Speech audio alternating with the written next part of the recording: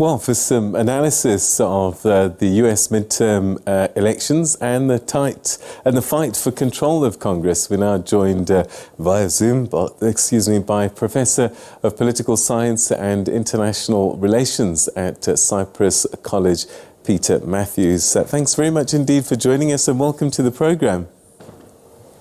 Thank you. It's a pleasure being with you. All right. So last election, Joe Biden gets 51.6%, 51.3%, and Donald Trump 46.8%.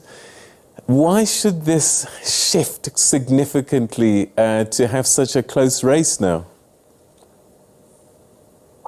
Well, that election was remarkably unique in that many voters wanted to change away from Trump and the Trumpists and the chaos and the acrimony going on back in 2019, 2020. They wanted to get everyone to make a change. That's why they voted for Joe Biden, and he offered a different vision. And today, on the other hand, they've had 2 years of Joe Biden's and the Democratic majority in Congress, and they have some problems that have arisen in terms of the economy, mainly the inflation rates, and as well as the cost of living. And people are struggling to pay the rent and the food.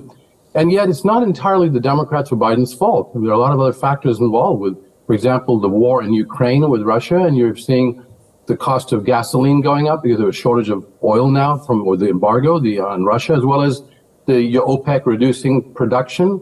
All those things have been going on. COVID, Biden was successful with helping to get COVID under control and get the vaccine out. And yet people see that, look, we've still got problems. There are variants coming up. It's a mixed bag, and people are looking at what possibilities it could be. Unfortunately, people don't understand that you need more time sometimes to get things done, but people really are suffering economically. There are also issues like abortion, which are very important for Democrats, Democratic women, and some men as well, and that could be driving Democrats to the polls. So it's very close because of those two cross-cutting forces. All right, so if 2020 was about getting rid of Trump, is it a risk then for a number of these candidates to have Trump standing up at these rallies trying to get supporters? It is in some districts, absolutely, because President Trump has brought them in during the primaries, and they're tied to him, and he's tied to them, and he's not a very popular figure in the United States overall. And so he can bring them down by a few percent as well by being there, highly visible in some of those states and districts. And so they're still having him there because they want to turn that base out, that Trump base, the right-wing Republican MAGA candidates. The election deniers are still relying on Trump, and they're hoping they can get the base out, but they're going to maybe lose some other of the middle-of-the-road vote or the swing vote because of Trump. We'll have to wait and see how things go. Like Pennsylvania, for example, is a very good example. The Lieutenant Governor, Fetterman, John Fetterman, who's now running on the Democratic ticket for Senate, U.S. Senate, very important seat because the Senate is 50-50 right now. John Fetterman suffered a stroke recently, a few months ago. He's recovering from it, doing quite well, actually. But Dr. Oz, the celebrity doctor, who is a Trump-endorsed candidate, is caught up to Fetterman in the polls. Very, very close right now. So you have to wonder if Trump is going to hurt or help when he goes over there to campaign. Certainly, President Obama really helped a lot campaigning on the Democratic side because President Obama is very popular among the general population of the United States, but mostly among Democrats and independents. He can only be an added asset. That's why he did very well and helped Fetterman to stay above water. We'll have to see how it turns out, though.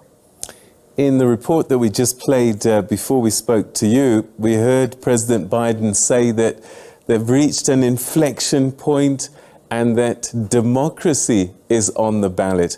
Is this political speak, or could there be a shift of significant proportions if the Republicans gain control of Congress and the Senate?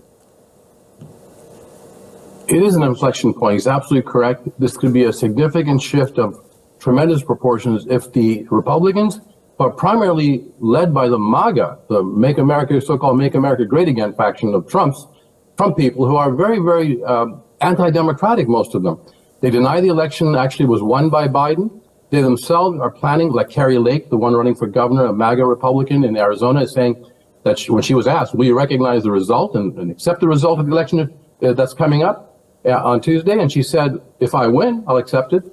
This is unconscionable. This is a complete reversal of what we've been used to in America. The United States, the rule of law principle is extremely important as a basis of our constitutionalism. And that means that the losing side has to accept the results as part of the law of the land, and then go back to fight another day, to win another day, but not to hold on and say, we won, the system is rigged, it's cheating. No, if you do that, you're delegitimizing the system of democracy that we have in this country. And that's why it's so dangerous if those type of election deniers get elected, because there are many of them running. There are over 300 and something, about 320 candidates who are election deniers, all Republicans running at all different offices, primarily Congress, and even for Secretary of State, and they're in charge at the state level of elections. Governors were there, election deniers, over 320 or so of them running. If a big number of them win, this could be really problematic, not only in this election, but next time around in 2024, when it comes time to really ascertain that there was an election held, it was accurate. These election deniers will completely reverse the results, very possibly.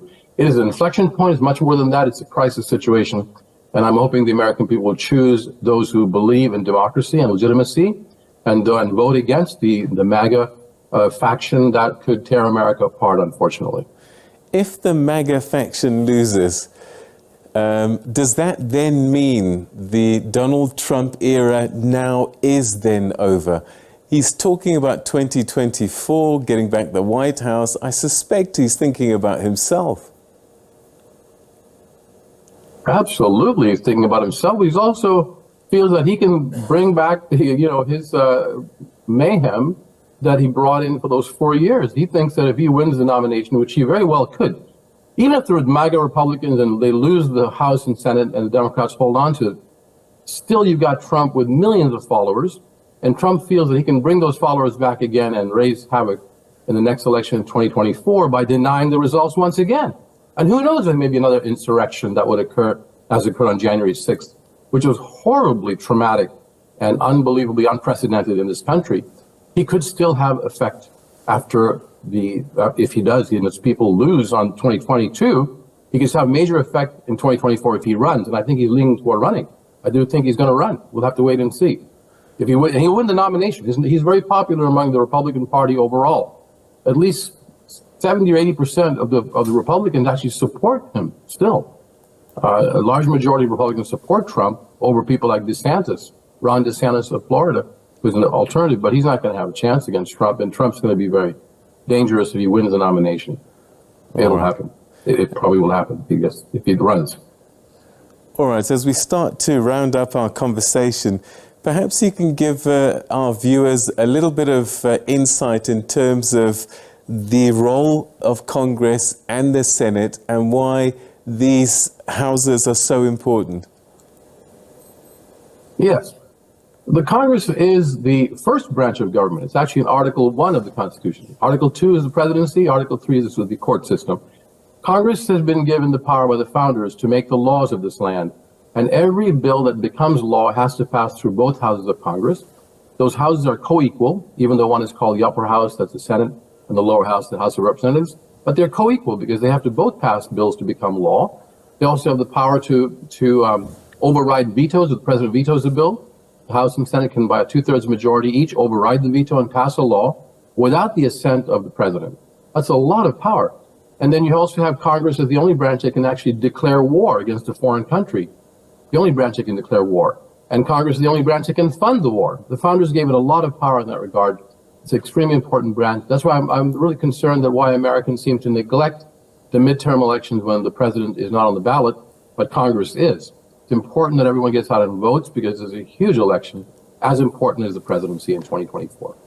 Peter Mathews, thank you very, very much indeed for giving us some valuable insights into these midterm elections. Thanks for your time.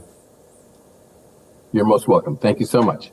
All right, some analysis there from Cyprus College lecturer, political science and international relations, Peter Mathews, talking about the US midterm elections. Pretty important. And the Democrats are pushing the story that this is an important inflection point.